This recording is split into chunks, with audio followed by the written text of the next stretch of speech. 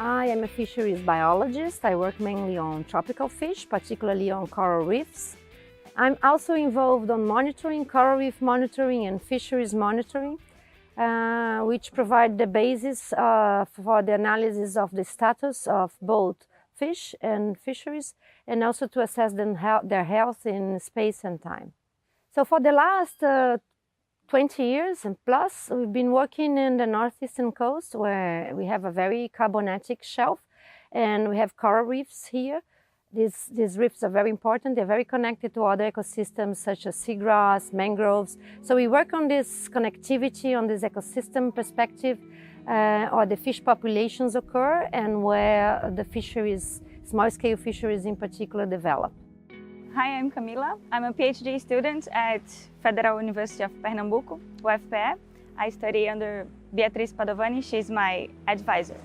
Part of my thesis and part of the work that we do here involves monitoring and mapping the coral reefs of Tamandaré.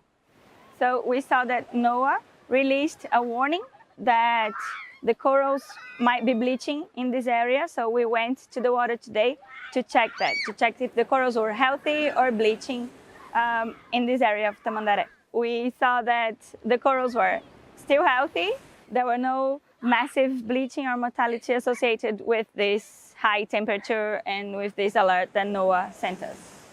Well, coral reefs have suffered for decades, centuries of chronic impacts such as sedimentation, and more recently they are also suffering from global warming, like temperature anomalies.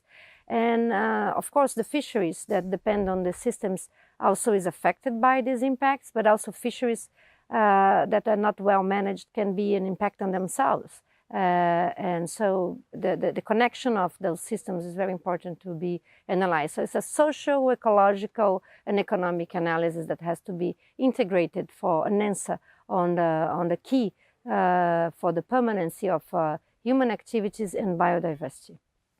So I think PADO project is very interesting, and because it's not only an international project that can bring researchers from different realities together, but it's also an interdisciplinary project. So we meet people from other countries, from other realities, from other systems that have different backgrounds, and this mixture is very productive, and I've been learning a lot with PADO.